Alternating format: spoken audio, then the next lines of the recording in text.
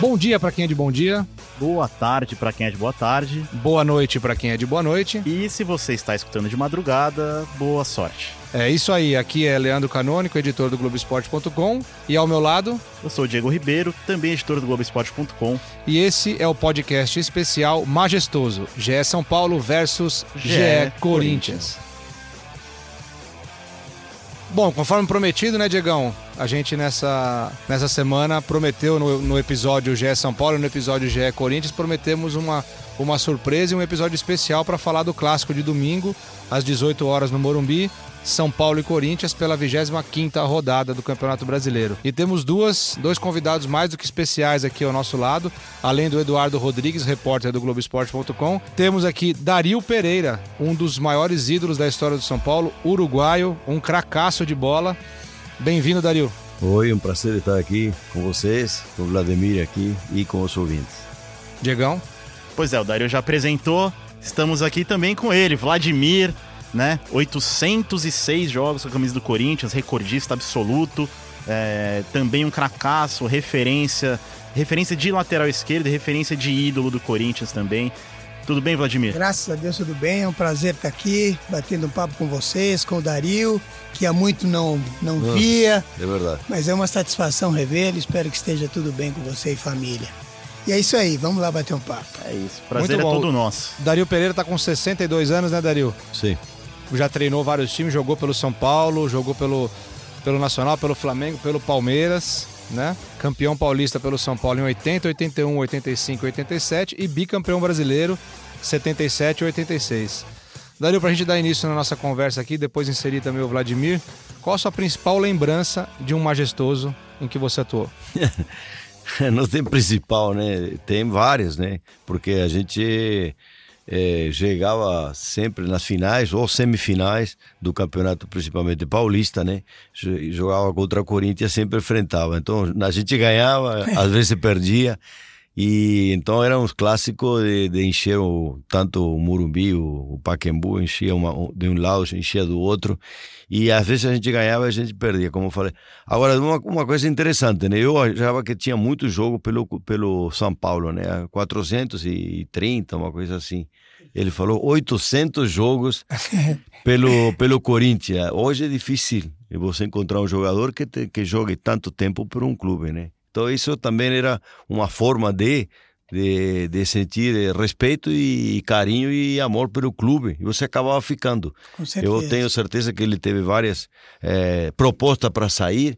E até eu tive várias propostas para sair também. Exatamente. Até Europa. E falar, não é tanta diferença como é hoje, não era tanta. E eu acabava ficando por amor ao clube, né? Que hoje é mais difícil, né? A gente vê isso aí, que os jogadores hoje mais é tudo na base não, economicamente está bom, vamos embora para qualquer lugar, Rússia, Ucrânia, qualquer lugar, né? Eram outros tempos, né? Que se jogava com muito mais amor à camisa, né? Todo mundo fala isso tinha mais paixão pelo clube, né? Gostava mais de jogar pelo clube. E eu queria saber como é que eram esses clássicos, né? Porque, principalmente ali fim dos anos 70 e início dos 80, São Paulo e Corinthians tiveram vários embates decidindo até campeonatos, né? Uma época que o Palmeiras, por exemplo, já estava um pouco mais embaixo, o Santos também. O majestoso era mesmo o principal clássico desse período. E como você também, Vladimir, como você e o Corinthians encaravam esses jogos em tempos tão efervescentes, né? Aquele tempo de democracia corintiana, com tantos craques também pelo lado alvinegro. Sem dúvida, eram jogos extremamente disputados. O São Paulo, não me lembro de ter tido um time em que a gente pudesse golear, entendeu? Porque realmente eram muito equilibrados. Então, ora o Corinthians ganhava, ora o São Paulo ganhava. E era legal porque a gente acabava promovendo esse jogo durante a semana, né? A imprensa entrevistava a gente falava, não, porque a gente está acostumado a ganhar do São Paulo e tal, principalmente nas finais, aí ia para eles, aí eles também não, porque o Corinthians é nosso freguês, enfim. Eu acho que isso era parte da promoção do jogo, né? E tive a felicidade de jogar grandes jogos contra o São Paulo. Foram... Na semana dos clássicos, né? Quando tinha essas semifinais ou finais, Exato. Parava São Paulo, só se falava disso. Exatamente. Porque geralmente eram 2 jogos, né? Então, em casa, no caso, teoricamente, né? E o outro tá fora, no caso. Meu amigo, era 2 semanas, só se falava disso, tanto seja na final como na semifinal. E hoje é raro, né, você ter, igual o Vladimir falou, não, São Paulo é nosso freguês, Corinthians é nosso freguês. Tinha muito também disso de promover o jogo, dar até um pouquinho de provocação, um pouquinho de até para ajudar a inflamar um pouco esse clima, mas inflamar do jeito bom, né?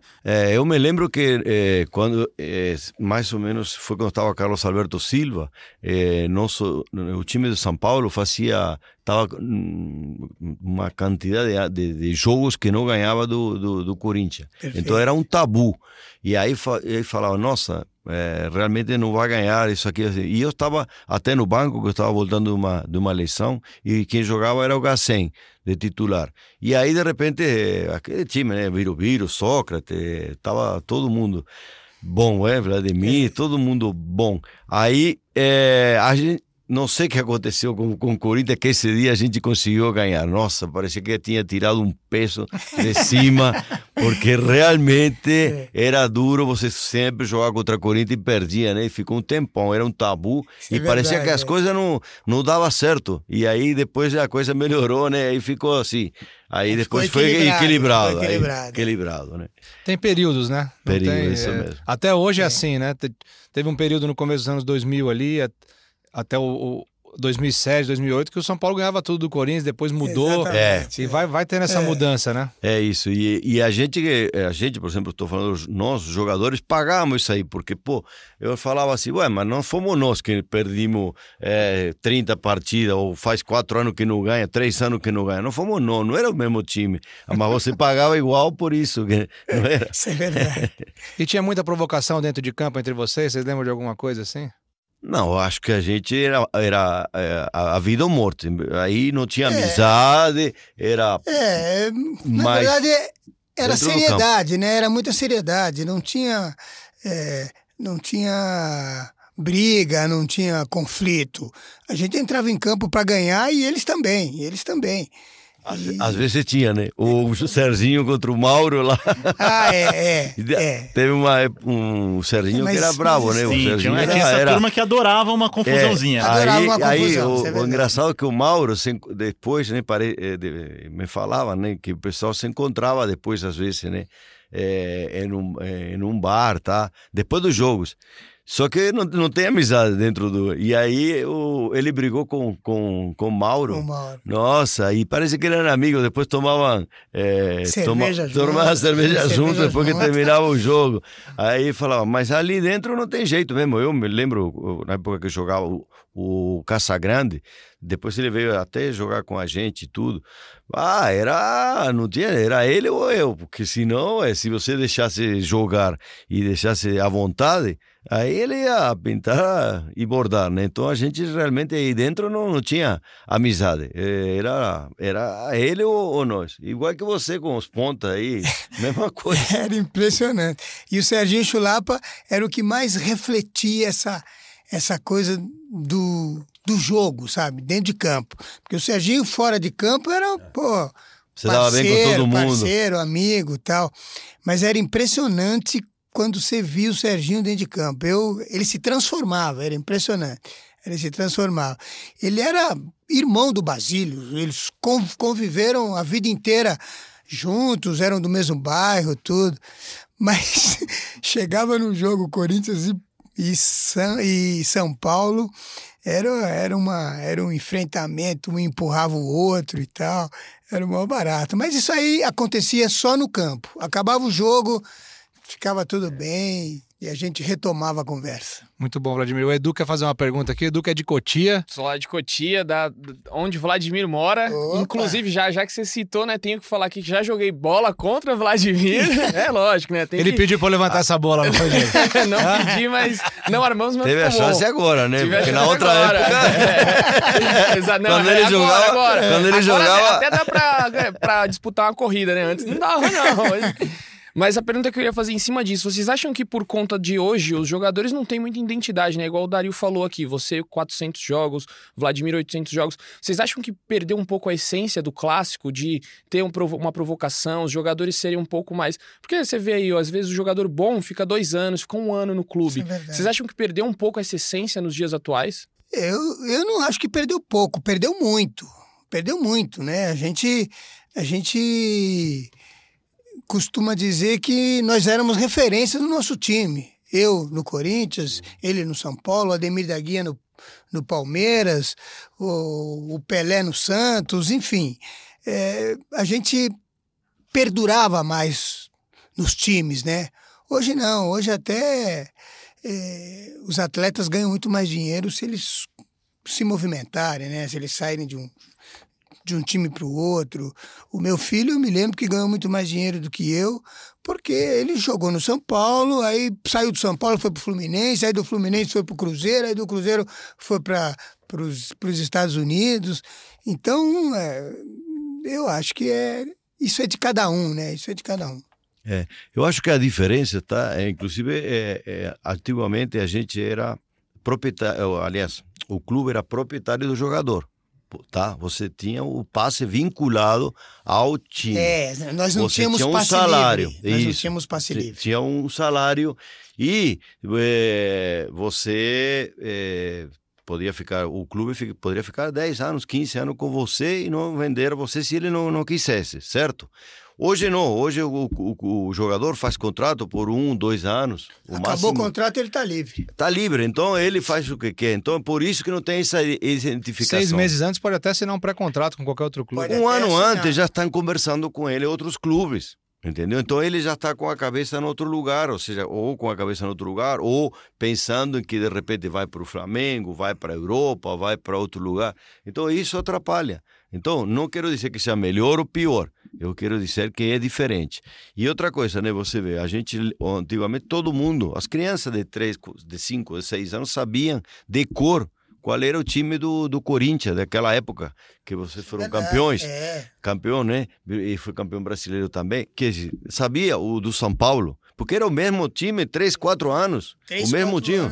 Não, era Valdir, Getúlio, né, Oscar, Dario, de repente, né, e, sei lá, Neuzinho, e aquela coisa. Aí depois vem o outro time na frente, era Careca, Miles, Silas, Pita. Todo mundo lembra desse time aí, porque ficou quantos anos, né? Além de ganhar títulos, né, ficou 4, 5, 6 anos. Então é isso que está faltando hoje, ou que não é assim, a realidade é diferente, talvez atrapalhe nesse sentido. E vocês dois, né, Dario e Vladimir, vocês são 2 ótimos exemplos disso realmente que vocês estão falando. O Dario ficou 11 anos no São Paulo e o Vladimir 14 anos, sendo 13 deles seguidos, né? Ao todo, quer dizer, contando a base também, foram 17 anos, né? Foram 17 anos. Mas como profissional, realmente foram 16 anos, 17 anos. E primeiro, só lembrando, né, que o Vladimir falou do filho dele, é o Gabriel, né, lateral direito, né, passagem pelo São Paulo, Fluminense, outros grandes clubes aí, futebol brasileiro e também de fora do país. E eu queria perguntar para os dois até se essa falta de identidade também atrapalha hoje em dia, né? Principalmente o São Paulo, né? Que vem sem conquistar títulos há algum tempo e parece que de 6 em 6 meses parece que troca muita gente, né? Parece que começa tudo de novo.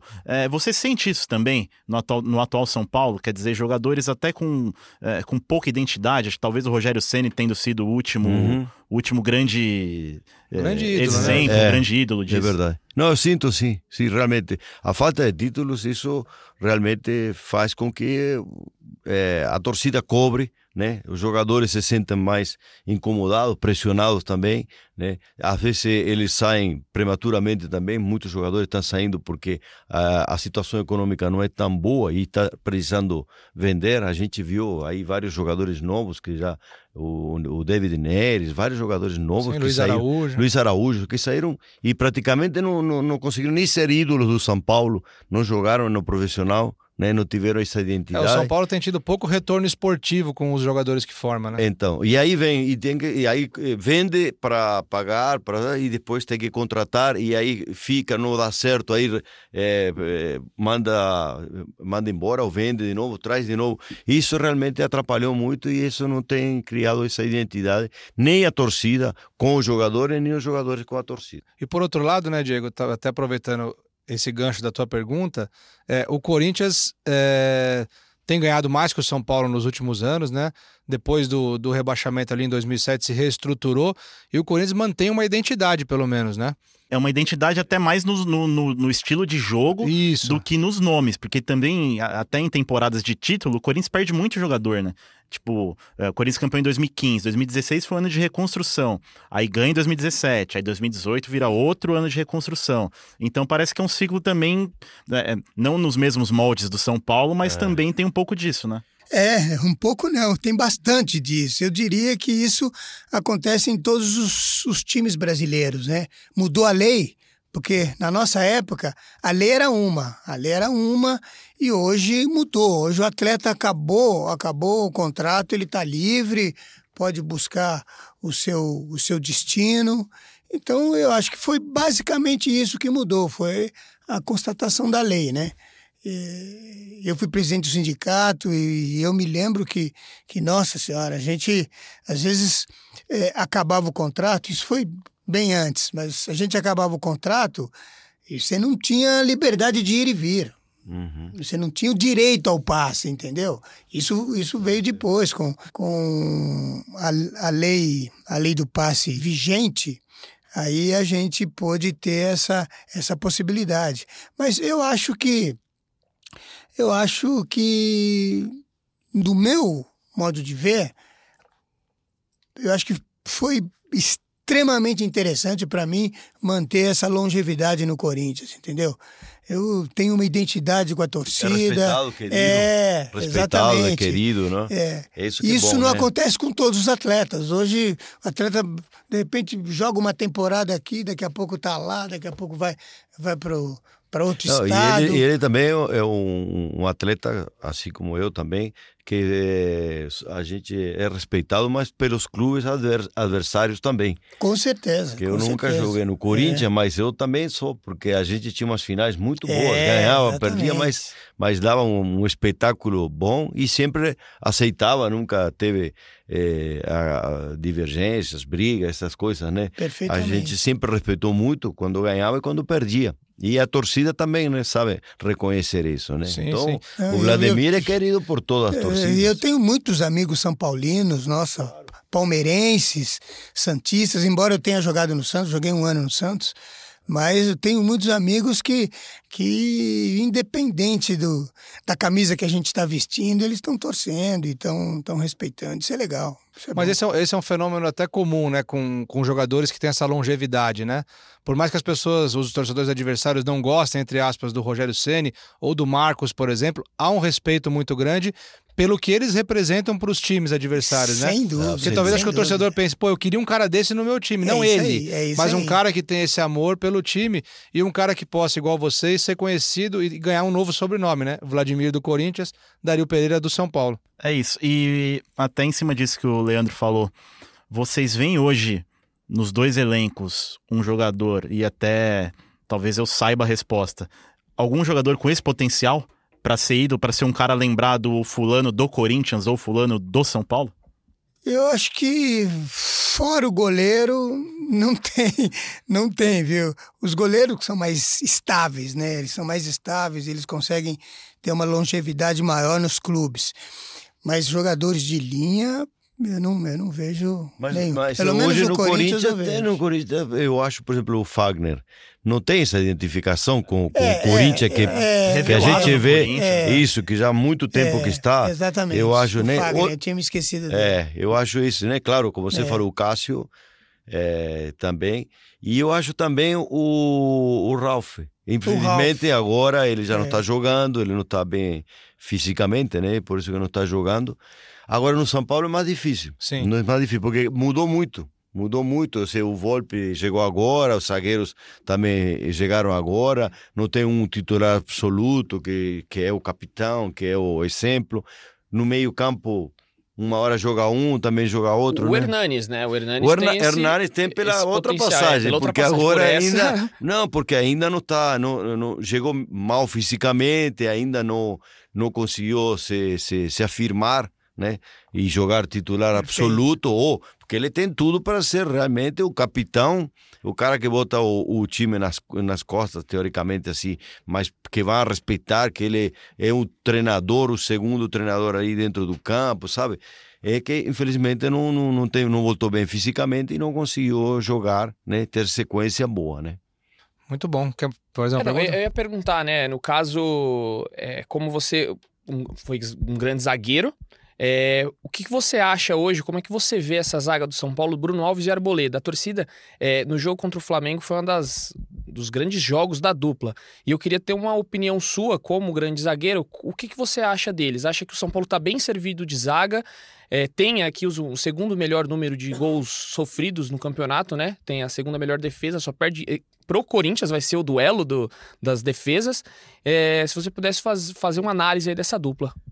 Sem dúvida, como você falou, a dupla é boa, né? A dupla é boa, eu gosto. É boa, tá indo bem a defesa, porque na verdade a dupla depende do sistema defensivo. Como você falou, se não toma gol, o goleiro está bem, os laterais fecham bem, porque às vezes a bola não é só a zaga que marca, são os laterais e os volantes também que marca, que joga na frente. O sistema defensivo está bom, eles vão sobressair. O problema é na posição que o São Paulo está no campeonato. Por isso que não faz uns grandes craques. Fala, essa defesa aí é tudo craque, tudo bom. Por quê? Porque está quinto colocado. Entendeu?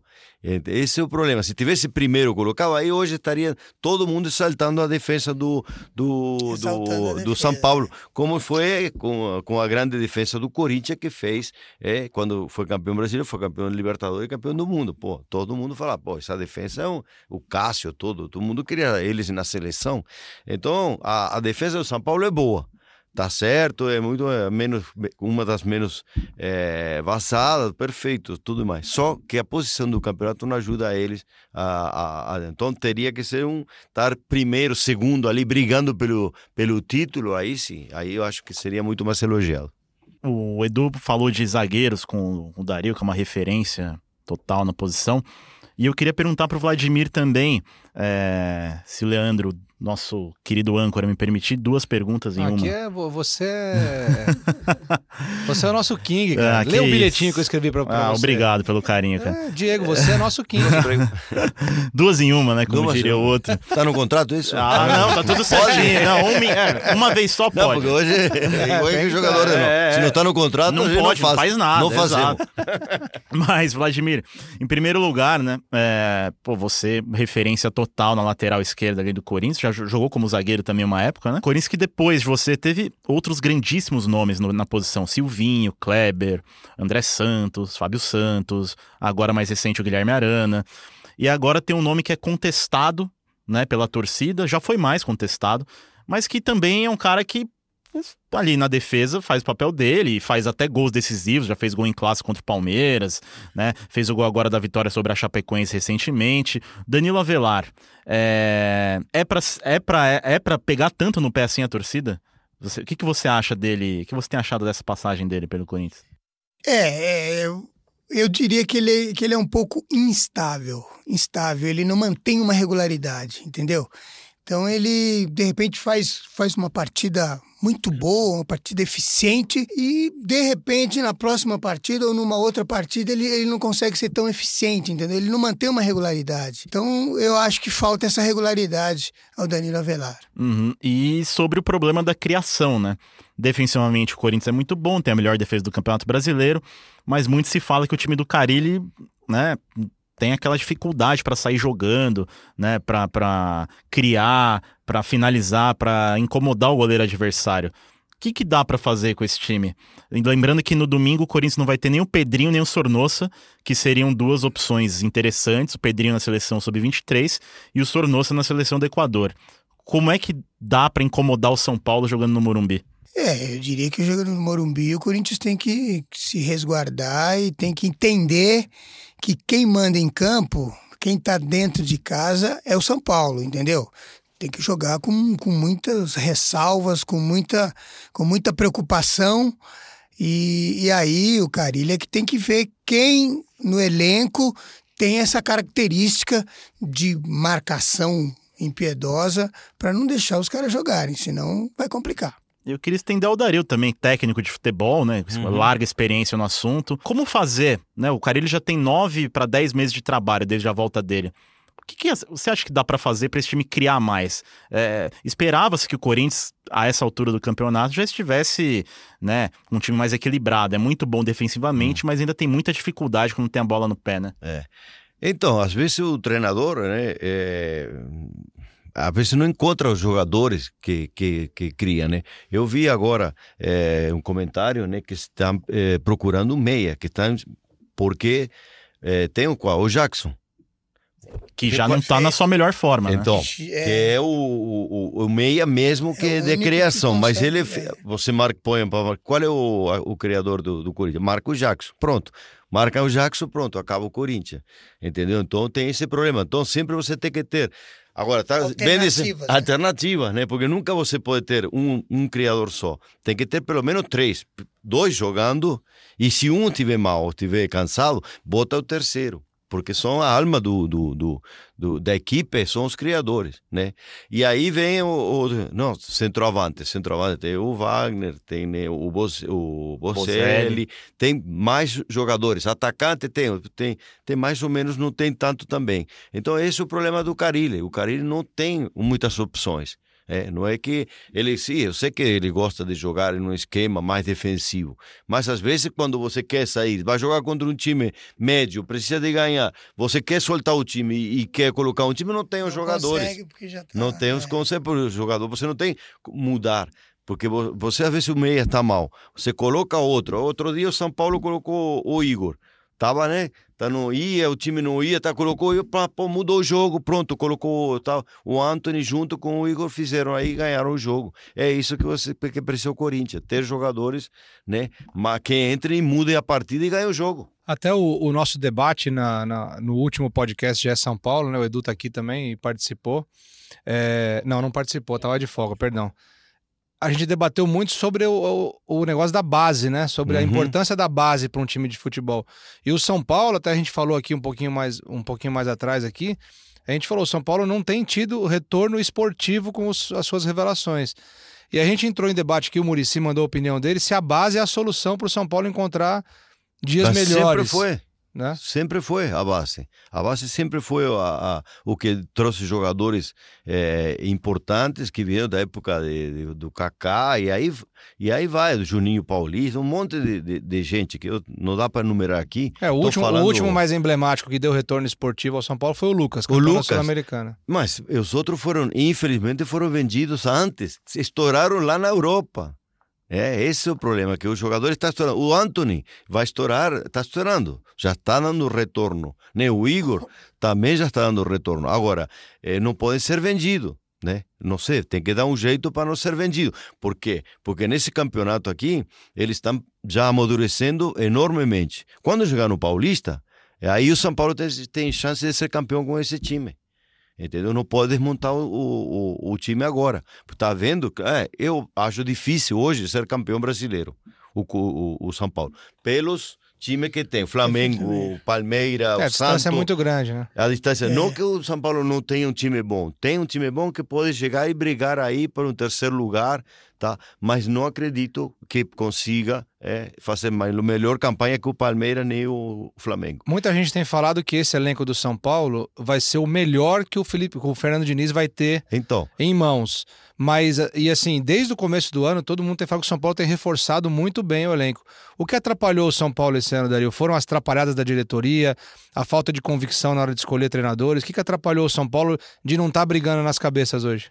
Então, é muito difícil opinar quando a gente não está lá dentro, né? Atrapalhada da diretoria.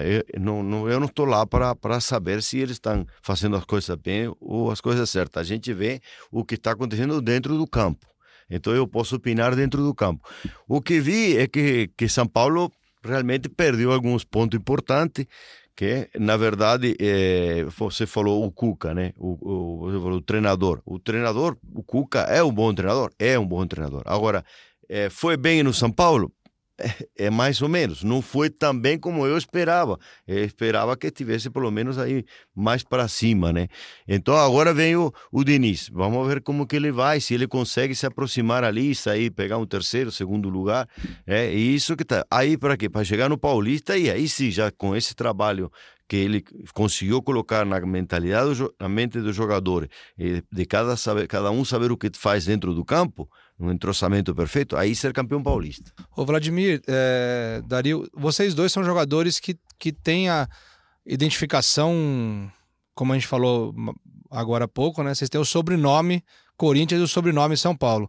Vocês têm uma identificação muito forte. E o Diniz, na apresentação dele no São Paulo, falou que o DNA do São Paulo encaixa com o DNA dele. Vocês acham que é o melhor nome para, de repente, a médio e longo prazo, fazer o São Paulo voltar aos tempos de glória? Eu diria que essa identidade acaba contribuindo para que isso aconteça. Mas isso nem sempre acaba se consagrando, por exemplo, dentro do campo com os resultados. Então isso é muito relativo. Isso você tem que estar o tempo todo estimulando e incentivando os seus atletas a estarem aptos para conseguirem desenvolver. Senão, ele é praticamente dependente do time, entendeu? Se o time chega em campo e consegue desenvolver, e aí até o treinador tem dificuldade para ter essa ascensão ao time no jogo, durante o jogo. Ele tem que ter, sim, 2 ou 3 jogadores dentro de campo que fiquem o tempo todo estimulando, vamos lá, não sei o que e tal, incentivando os outros. Se ele não tiver isso, ele de fora não consegue. Ele tem dificuldade. Às vezes fica se esgoelando lá fora e os caras nem olham para ele porque não conseguem. Estão atentos no jogo.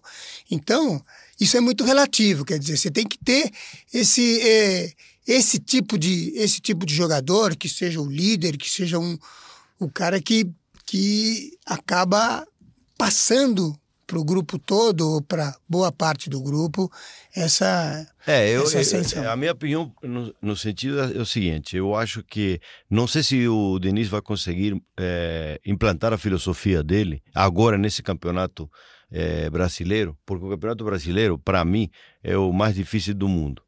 Você tem aí 10 rivais que são bravíssimos mesmo, que você vai jogar no campo, vai jogar contra o Inter, vai jogar contra o Grêmio lá. São candidatíssimos. Candidato, te dá uma pressão, eles marcam lá a torcida, todos aqueles campos que você não conhece, que a maioria dos jogadores não conhece, ou poucos jogadores conhecem, lá dá uma pressão em cima, você quer sair jogando, e aí você perde uma bola, muda todo o esquema, entendeu? Então, o que eu quero dizer é que ele, a filosofia é muito boa, né? É um tipo Guardiola, né? Como gostava de jogar, mas eu acho que ele vai conseguir mostrar isso aí no Campeonato Paulista, porque aí os jogadores vão começar já desde a pré-temporada, tem um mês para trabalhar, um mês para se entrosar, para entender a filosofia, para inclusive esse entrosamento, porque todo toque de bola precisa de entrosamento, né? Você sabe, nem está olhando a pessoa e já sabe onde está, não é?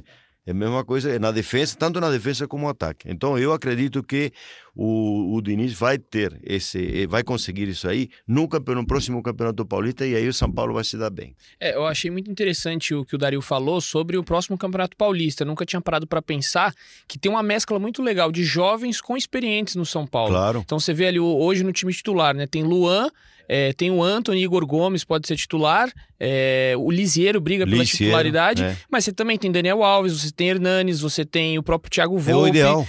Então é um time, no Corinthians hoje a gente já não vê muito isso. A gente tem ali de garoto Pedrinho e Vital, podemos considerar. E o Vital nem sempre é titular, então é um clássico um pouco distinto, né? Apesar que Pedrinho e Antony estão fora do clássico, infelizmente, por conta da seleção olímpica, Daniel Alves também. Então vão ter as duas bases. E no São Paulo a gente tem jogadores ainda, o São Paulo tem jogadores que ainda não corresponderam o que se esperava. O Pato. Total. O Pato não correspondeu. O Hernanes também. O Daniel Alves ainda. E o Paulo também. Sim. O Paulo ainda, né, não conseguiu responder tudo o que se viu no Atlético, que ele fez no Atlético Paranaense, que ele é um baita jogador, um jogador esforçado e que faz gol. Então, eu acredito que no Campeonato Paulista, o São Paulo vai muito bem mesmo. Bem nesse campeonato muito difícil. Sim. Não pode fazer o desmanche, né? Não pode fazer o desmanche, Senão... né? Com o Antony, Igor, como eu te falei, jovens jogando, misturado com o Daniel Alves, com o Hernanes, mais, né, experiente, tudo. Meu amigo, vai ficar um timaço mesmo. E Vladimir, Corinthians, tá? Os dois, né? São Paulo e Corinthians estão brigando basicamente para uma vaga no G6 ali, né? Para Libertadores, ou para ir direto, ou para ir para a chamada pré-Libertadores. No caso do Corinthians, o Dario já disse aqui que o São Paulo tá brigando ali por essas vagas, ele não tá brigando pelo título. O Corinthians ainda tem chance de brigar pelo título, ou tem que se contentar e ser mais realista, vai brigar só por Libertadores? Eu confesso que nesse momento eu estou muito cético em relação a esse elenco do Corinthians. Mas eu não posso te afirmar que esses atletas que estão lá não vão chegar em campo e não vão realmente crescer, encontrar o seu espírito de luta e dedicação e consigam reverter esse processo, entendeu? Isso é muito de cada um, né? Isso é muito de você entender que você tem essa capacidade, né? Eu, honestamente, não estou confiante nesse grupo do Corinthians. Mas, de repente, pode acontecer. Agora, por outro lado, você, como um cara que vestiu a camisa do Corinthians por mais de uma década, e até você também, Dario, como adversário, o Corinthians sempre teve isso de... Hoje em dia tem muito disso também. O Corinthians sempre teve isso de crescer em jogos grandes, em crescer na adversidade, no jogo difícil, no jogo que ninguém acha que vai ganhar, né? Campeonato que você acha que o Corinthians vai ser ali figurante, vai dar uma arrancada. Como é que é essa história? É isso que eu tentei dizer há pouco. O Corinthians tem essa disposição, essa predisposição, entendeu? Você do nada encontra força, encontra energia. Eu me lembro, em 77 faziam 22 anos que o Corinthians não era campeão. E a Ponte era muito mais time que o nosso. A Ponte dentro de campo era perfeita. Tava destroçada, né?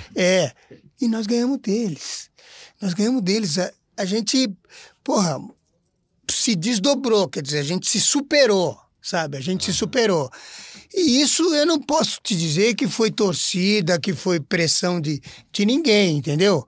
Foi cada um que falou, opa, peraí, gente, é Corinthians, nós somos Corinthians e nós temos condição de fazer isso. E a gente conseguiu. Então, isso depende do grupo que você constitui, de ter essas personalidades, essas pessoas que de uma hora para outra falam, opa, peraí, eu tenho condição de chegar e ser titular e dar o retorno que o clube está esperando de mim, entendeu? Vocês acham Isso que muito de cada um. Que falta hoje em dia o jogador de futebol entender mais da história do próprio clube que ele está jogando? Eu acho fundamental na contratação e mesmo quando você promove um jogador da base, você tem que despertar isso nele. Se ele não tiver, você tem que despertar, entendeu? Você tem que ter essa capacidade. Não, eu também acho fundamental, né? E isso tem que ser desde a categoria de base, colocar isso, né? Aprender a honrar a camisa, não tem jogo perdido, lutar até o final, né? E não se entregar e vocês são... sabe que são 90 minutos aí que você tem que dar a vida, entendeu? Vestir a camisa mesmo, e aí colocando isso na cabeça dos jogadores, eles vão jogar sempre assim, que às vezes você tem que, importante não é só fazer um bom jogador, sino fazer um jogador com personalidade boa, com personalidade competitiva, e a gente vê isso nos grandes jogadores. Você pode ver o Zico. meu amigo, ele tinha uma competitividade que você, quando achava que ele... Além do talento que ele tinha, você ia marcar ele, não tinha jogo perdido e eles viravam cada jogo, o Flamengo virava cada jogo, ele, o Júnior. Aí você vê outros jogadores também, se for ver, Maradona era a mesma coisa, pode ter outro exemplo. Claro, hoje Maradona não é exemplo, não está bem, mas quando era jogador, meu amigo, ele não queria perder nem no treinamento. E o que ele fazia quando ele para ganhar era impressionante. Fez isso no Napoli, fez na seleção argentina. Então é isso que tem que colocar os jogadores também, porque não é só talento. Às vezes um talento, você te marca um talento. Se você não tiver raça, não tiver vontade, como tem, por exemplo, eu admiro Cavani, não é grande técnico, Suárez, não são técnicos, mas às vezes todo mundo gosta deles. Não é na seleção uruguaia, só lá no PSG, lá na Europa, no Barcelona, eles adoram ele por isso, porque não tem jogo perdido. Pode estar mal, pode estar bem, mas nunca vai deixar de correr, nunca vai deixar de dar o sangue dentro do campo. De se empenhar, isso é verdade. Dando prosseguimento aqui ao nosso podcast especial do Majestoso, lembrando que o clássico São Paulo e Corinthians, pela 25ª rodada do Campeonato Brasileiro, é no domingo, 18 horas, no Morumbi. Kingão é o Diego, pessoal, porque eu chamo ele de Kingão, porque ele é nosso King, ele é nosso rei. O rei? Cada uma, né? Kingão e Edu, rapidamente. É reisaço, então? É um reisaço. O Marcelinho Carioca veio aqui no nosso podcast do GE Corinthians e fez uma graça com o King aqui, né? Fez uma graça com o King sobre o rei. Mas que você que não ouviu, vai ver o GE Timão aí, né? que... Ouve. Exato. O Eduardo, ele já tá o 19º podcast que ele faz, ele tem essa dificuldade ainda do ver e ouvir. É ouvir. Exato. Mas falando sobre essa questão, eu já perguntei sobre se eles viam alguém com potencial para ídolos, como os dois e tal. Mas mais especificamente pro Vladimir, que tem 806 jogos com a camisa do Corinthians. Né, repetindo aqui, até o Dario aqui de novo impressionado. Não acredito, Paulo. O Cássio hoje já passou dos 400, né? Tem 430 e alguma coisa. Você acha que o Cássio consegue chegar perto da sua marca? E outra coisa, no hall dos ídolos do Corinthians, onde você colocaria o Cássio? Tá, bom, eu tenho uma opinião particular em relação à posição de goleiro. O goleiro, ele tem menos possibilidade de contusão. Tem menos possibilidade. Então, a tendência é ele ter uma longevidade na posição maior do que todos os outros jogadores. Menos desgaste, né? Menos desgaste, menos tudo. Menos tudo. Entendeu? Então, ele tem essa possibilidade. Agora, lógico que vai depender só dele, né? Vai depender só dele. Eu acho que tem que diferenciar. Quem dentro de que joga dentro das quatro linhas, eu estou falando dentro no meio campo, da defesa, é uma coisa. Quem joga de goleiro, aí pode ficar 1000, pode ficar 15 anos, né? A longevidade é maior. A longevidade É o Rogério Ceni, né? O Fábio, Cruzeiro. Não, é isso. Pode ver não que dá normalmente isso aí não dá para contar. Os goleiros têm sempre um logo... número de partidas maiores do que todos os outros jogadores. Tanto é que logo depois do Vladimir, né, com 602 jogos, tem o Ronaldo. Tem o Ronaldo, né? Exato, ainda assim faltaram uns 200 aí para chegar. O Ronaldo tem 602. 602. Sim, Ronaldo o Ronaldo goleiro, sim. Ronaldo É que eu tenho um assunto especial para falar com o Ronaldo, mas ele se evita isso, porque eu é verdade, é verdade. O pênalti, né? É verdade.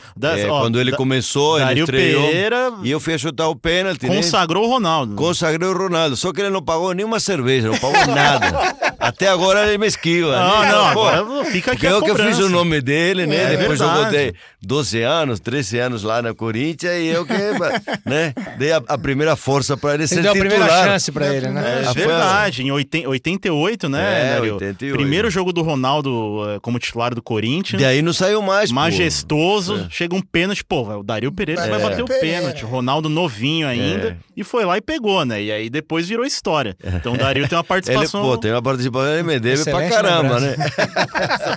E aproveitando a temática goleiros, Dario, São Paulo finalmente encontrou um goleiro para substituir o Rogério Ceni? Sim, tá indo bem. Se continuar assim, vai ser porque, claro, o Rogério Ceni foi ídolo, respeito, confiança, todo mundo, né, tinha a confiança de que falava assim... Substituir não é o nome, mas é confiável, né? Exatamente, e não tinha conseguido isso, porque a defesa, né, às vezes falha, por isso, porque você tem, como eu falei, sistema defensivo, né, e o goleiro é peça fundamental. Quando passou todo mundo, o goleiro tinha que estar, que era o Valdir Pérez, na minha época, e o Gilmar Rinaldi, que foi muito bem, que foi na seleção por causa da fase que ele teve no São Paulo. Entendeu? Então, e depois o Sete, que eu não joguei com ele no São Paulo, mas joguei com ele no Palmeiras. Então, é fundamental ter um grande goleiro, aquelas bolas que no finalzinho que toma aquela pressão, o cara vai lá e tira aquela bola do ângulo. Ou senão a queima-roupa, o cara chuta e bate no pé, bate no joelho e sai. É isso. Porque o goleiro conta também com um pouquinho de sorte. Tem que ter estrela. Às vezes o goleiro não tem estrela. Aí pronto. Goleiro bom é aquele que não toma gol, sabia? É verdade. Isso é verdade. Porque você fala, não, o cara é bom pra caramba, fez uma defesa boa, 4. E quantos gols tomou? 3. Não é bom, então por quê? Porque é uma questão matemática, né? É uma questão matemática, porque se você não toma nenhum gol, números, entendeu? E pegou 2 bolas, boa, aquela meu amigo, já todo mundo fica com confiança. E o Volpi tá conseguindo fazer isso, tomara que continue desse jeito, né? Porque isso dá confiança mesmo. O goleiro fecha o gol, meu amigo, e se você não tomar gol, você tem uma grande chance de fazer um gol. E pronto, aí vai indo até o final do campeonato, pode chegar numa posição boa, que a gente espera lá em cima, né? Vocês sofriam mais como jogador ou como torcedor? Ou sofrem agora mais como torcedor? Eu diria que sofro mais como torcedor. Como jogador, a gente tinha a oportunidade de interferir no processo, né? Tem oportunidade de se não tiver bem, você grita com o companheiro. Me dá aqui a bola que eu vou resolver. Exatamente. Eu acho que é diferente, né? Hoje a gente olha de outra forma, né? Porque também eu fui treinador, agora dei uma parada, tá? Como treinador, porque hoje, para ser treinador do Brasil, estou falando no profissional, acho que é muito difícil hoje você conseguir fazer um trabalho bom, com tempo, tá? Hoje até quem paga o pato é o treinador, né? Sim. E às vezes o time não tem condições, ou de contratação, disso, do outro, então o treinador acaba saindo muito e eu acho que isso tem prejudicado muito a vontade de trabalhar com futebol. Por isso que o Muricy parou, vários treinadores pararam, também às vezes se afasta, porque não dá vontade de trabalhar profissionalmente, né? Eu gostaria de trabalhar mais com categorias de base para formar jogador, porque aí você vê o trabalho teu, aí você vê, né? Já fiz isso no São Paulo, trabalhei 2 anos no São Paulo e não só você ensinava aos jogadores, sino ia buscar e descobria jogadores, que também o treinador de categorias de base é isso, descobre o jogador, fala, esse jogador vai dar certo, traz ele e depois você faz e ajuda a ele crescer, ensina, aconselha, né? Como falei, tem que fazer, não é só jogador de futebol, tem que fazer pessoas boas, pessoas íntegras, pessoas com personalidade forte e boa. E é isso que dá o dinheiro, depois o retorno para o clube, né? Então, dessa forma, prefiro trabalhar fazendo jogadores, formando jogadores. Né? O Guardiola já disse isso. O Guardiola tem uma grande vontade de assumir uma base. É bem bacana esse pensamento. Porque você hoje, treinador, você tem que trabalhar imediatismo, você tem que trabalhar para não perder. Você perdeu 3 jogos, matematicamente você está fora. Pode ser em qualquer lugar. Treinador e está fazendo a coisa certa. Você ganhou, está indo, né? De repente agora, né? O Flamengo está indo bem. Perdeu 3 e os outros passaram, acabou. Final do ano, a passagem para Portugal está pronta. Não, muito obrigado. O serviço prestado foram ótimos, mas a passagem já está pronta para lá. Isso não é verdade? Sim. É verdade. E até em cima disso, o Dario, como agora tá parado, mas já foi técnico por muitos anos e sabe muito bem como que é esse negócio da rotatividade, né? Toda hora você tá mudando de cidade, mudando de casa. E eu até trago uma curiosidade aqui, né? Não sei se todo mundo se lembra. O Vladimir nunca vestiu um uniforme do São Paulo, né? Pelo menos Nunca vesti. profissionalmente, assim. Profissionalmente, não. Nem também depois como em alguma função no clube. O Dario, também um grande ídolo do São Paulo, teve uma passagem muitíssimo breve pelo Corinthians, né? como treinador. Em 2001, como treinador, foram só 6 jogos. E é curioso, porque, 6 jogos, né, cara? Não dá pra... Não Sabe dá que eu pra peguei tomar. uma época que o time havia quase caído, né? Que o Corinthians teve problemas, e entrei tentar formar uma coisa. Mas, incrivelmente, havia... como se diz, muitas discordâncias dentro... Resistência, né? Não, discordância entre os jogadores. Ou seja, entre eles, havia grupos separados, briga, não tinha separação, harmonia, não né? tinha harmonia. É. E isso, sabe quando você fala e uns não gostam dos outros e outros? Meu amigo, é muito difícil você chegar assim, não conhecer o grupo. Aí quem chegou? Alguém que já conhecia o grupo, que já conhecia vários jogadores, que foi o Vanderlei Luxemburgo. E aí conseguiu melhorar o time.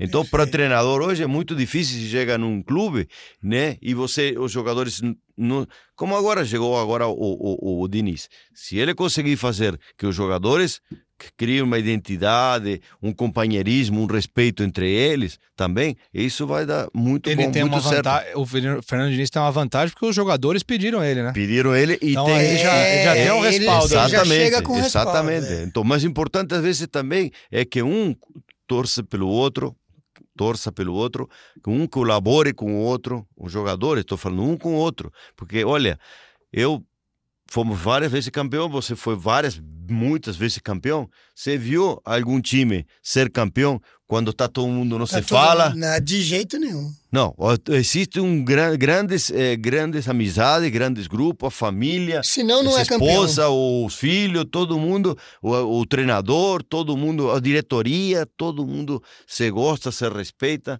É isso que é um grupo grande, isso pode ser campeão do mundo. Assim sim.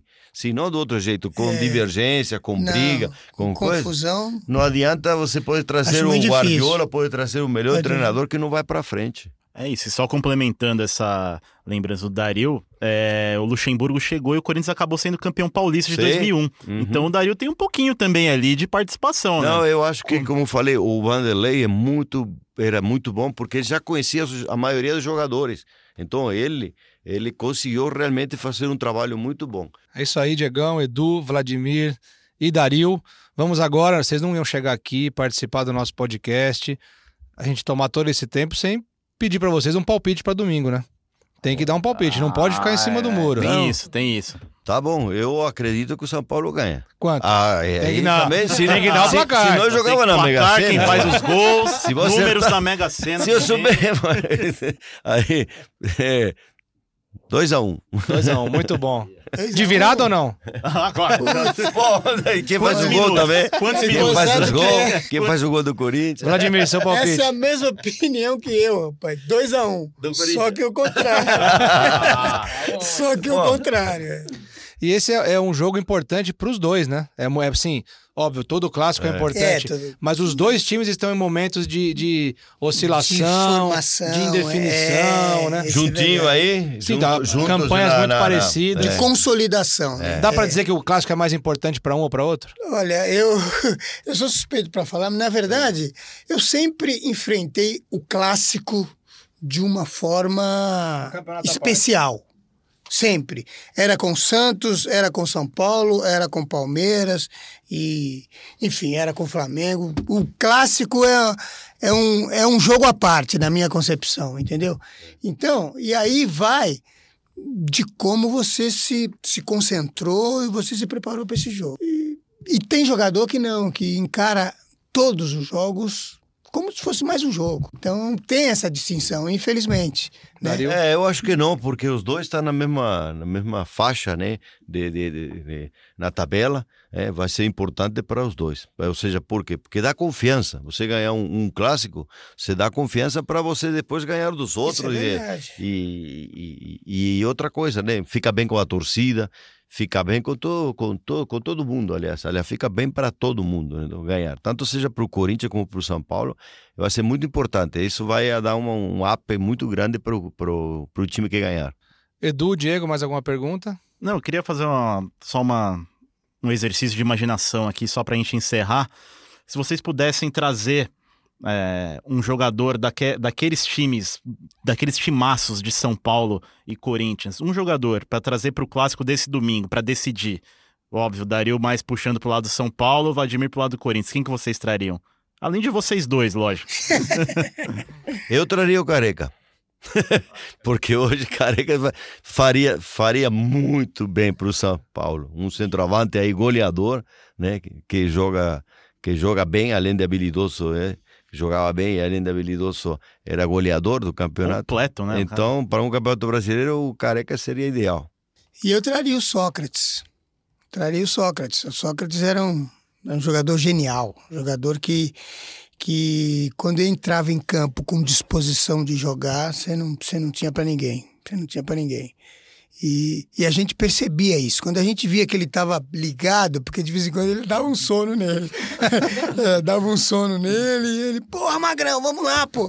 Então, mas quando ele entrava inspirado, aí sai de baixo. Aí ele é intelectualmente privilegiado e tecnicamente era um monstro. E ambos decidiram clássicos também. E ambos decidiram, com certeza.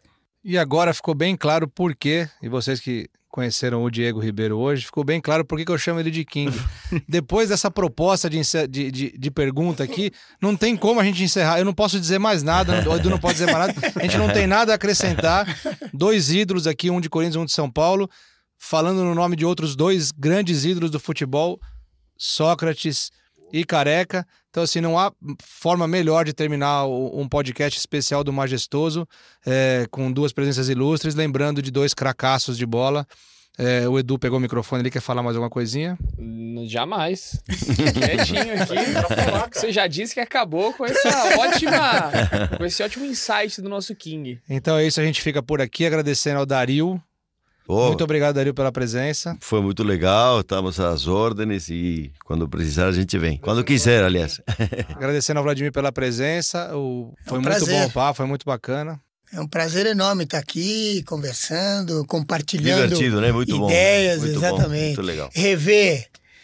Rever meu amigo aqui, que eu não vi há muito tempo. Né? Muito tempo. Muito tempo. Não sei, mas faz tempo. Dario faz um bom tempo que eu não vejo. A gente... Vocês encontram muita turma, assim, Então, quem joga bola, né? Quem joga bola ainda, né? Porque ainda se encontra muito quem está jogando bola. Quem está jogando bola, inclusive tem jogos, tá? Veterano de São Paulo. Perfeitamente. De outros times, seleção brasileira, tá? Mas como eu não estou jogando bola, eu só vou no clube de São Paulo, tá? De vez em quando, mas ninguém não... te chama pro churrasquinho? Tem que ter, né? Mas não, se não jogar não tem jeito. Se jogar tá fora do churrasco. Tá fora. pra comer só não dá, não. E o Uruguai é bom no churrasco, hein? O Uruguai é bom no churrasco. Mas não te convida, não. Só se jogar. Aí eu falo, não dá pra jogar, mas dá como treinador. Como treinador não queremos, não. Você sabe, Dario, que falando em churrasco, o Balsa, quando foi técnico do São Paulo, o argentino Balsa, ele pediu pra trocar a churrasqueira lá do São Paulo, do CT, pra fazer a churrasqueira no modo argentino e Uruguai. Faz diferença. Porque faz muita diferença. Não, Dizem os especialistas, né? E já que o assunto é churrasqueira, lá no CT do Corinthians, CT Joaquim Grava, vocês sabem... Porque assim, lá tem assim, os campos, né? Você já... Com certeza já esteve lá, o Dario, acho que não. Os campos, os 4 campos lá tem nomes, né? O campo 1 o nome do campo 1 é Campo Sócrates. O campo 2 é José Ferreira Neto, e por aí vai. E aí os lugares têm nomes, hotel, piscina, tal. A churrasqueira tem um nome também. Qual? Luizão. Luizão? Luiz Carlos Goulart, entre parênteses, Luizão. Luizão. E lá muitos churrascos também, com fraternizações de títulos e festas e tudo mais. Lá um espaço bem legal no CT do Corinthians. Bom, então ficamos por aqui, agradecendo mais uma vez Dario e Vladimir. São Paulo e Corinthians se enfrentam domingo, 18 horas no Morumbi. Agradecendo ao Edu. Lembrando que Henrique Totti, nosso editor e produtor do podcast, de vários podcasts da casa e hoje do podcast especial do Majestoso, Agradecendo também, vai ficar doidinho aí, porque a gente estourou o tempo aqui bastante. Mas com vocês dois não tem como não estourar, né, Dario? Muita história, É muita história, né, Vladimir? É isso aí. Você imagina resumir aqui 800, os dois juntos, mais de 1.200 jogos aí por esses clubes. 1 hora é pouco. Agradecendo ao Totti e ficamos por aqui. Lembrando que para escutar esse podcast, né, você pode ir em globesport.com/podcasts e também nas plataformas do Google, da Apple e da Pocket Cast. E convido aqui Diego Ribeiro a fazer um encerramento comigo. Estamos aí. Um beijo no coração. E um abraço na alma de cada um de vocês.